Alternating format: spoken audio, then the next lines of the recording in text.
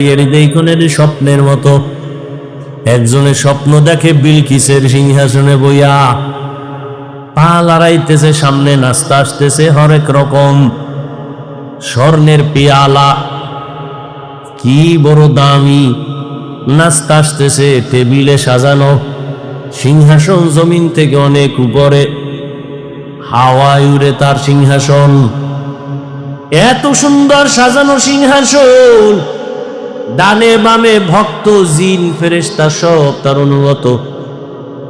এত মজার সিংহাসন দেখা নাস্তা রেডি, কত রং বেরঙের কলিজা, কত সুন্দর পায়া, পাখি বুনা, জীবনে আর 14 গোষ্ঠী কেউ দেখে নাই পরিমাণ নাস্তা।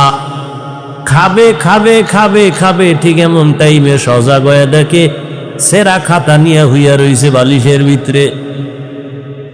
কই গেল বিলকিসের সিংহাসন, স্বর্ণের প্লেটের নাস্তা গেল কই, দেখে সেরা খাতা।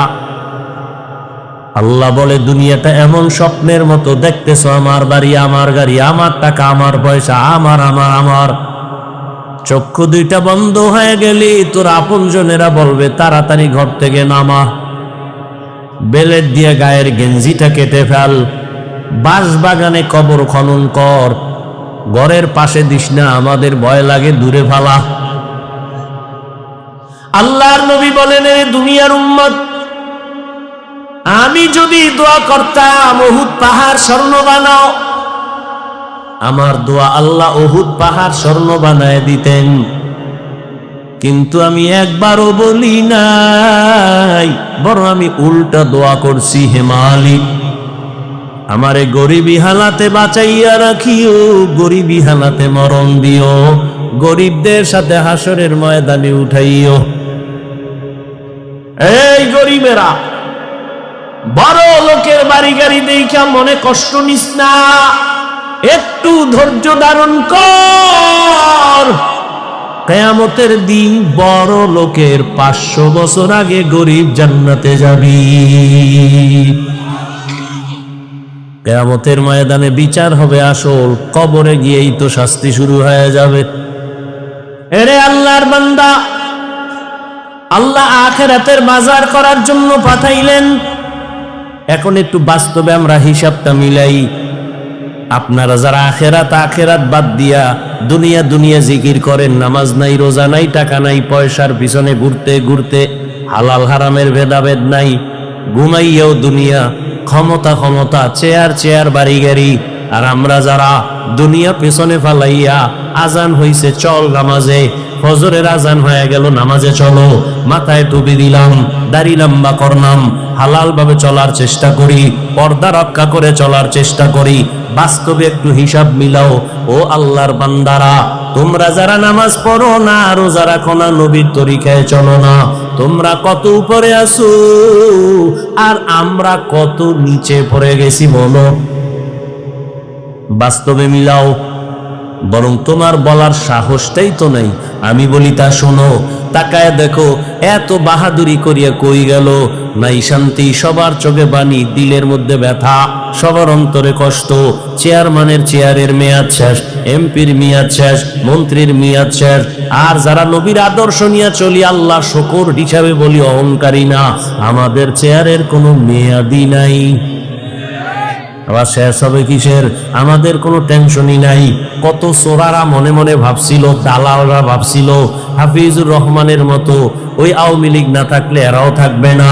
না, ওলামায়ে কেরাম আগেও ছিলেন, এখনো আছে, থাকবে। তোমরা দালালেরা থাকবা না।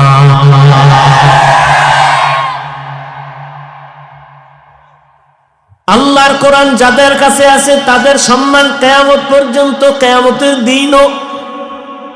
কারণ একটু আগেই বলেছিলাম, টাকা দিয়া সম্মান কিনলে একবার ফুলের মালা, ফাইনালে জুতার মালা। আর আমার আল্লাহ যারে সম্মান দান করবে, ওই বান্দা দুনিয়াতেও বাদশাহ, পরকালেও বাদশাহ। এই হুজুর গো সম্মান, এটা কিন্তু আমি বুঝাই না, আরো খোলামেলা আলোচনা করি, খেয়াল করো। ও যুবক বাবারা, তোমরা এটা মনে করো না যে আমি তোমাদেরকে এখন অনুরোধ করে বলবো দাড়ি রাখো, তসবিহ হাতে নাও, স্কুলে তালা লাগাও, মাদ্রাসায় যাও। আমি পাস করলি টুপিওয়ালা হুজুর, পাস করলি তোমরাও লাগাও। আমি তাবলীগের লাইনের সন্তান, তোমরাও যাও না হয় ধ্বংস। আমি কওমি মাদ্রাসার সন্তান, তুমিও কওমি মাদ্রাসায় যাও না হয় ধ্বংস। আমি পীরের মুরিদ, তুমিও পীরের কাছে যাও না হয় ধ্বংস। না না, এবার তোমার দিয়ে একটু নজর দিয়া বলি, খেয়াল করো ও যুবক বাবা, তুমি পাস করলি পড়ো না পড়ো কোনার জোর নাই। তুমি তাবলীগে যাও না যাও, তোমার উপরে বাই ফোর্স কোনো অর্ডার নাই। তুমি কওমিতে যাও না যাও, বাই ফোর্স অর্ডার নাই। বরং আমি তোমাকে সাহস দিচ্ছি, স্কুলে পড়ো, কলেজে পড়ো, আলহামদুলিল্লাহ। চাকরি করো, ব্যবসা করো, আলহামদুলিল্লাহ।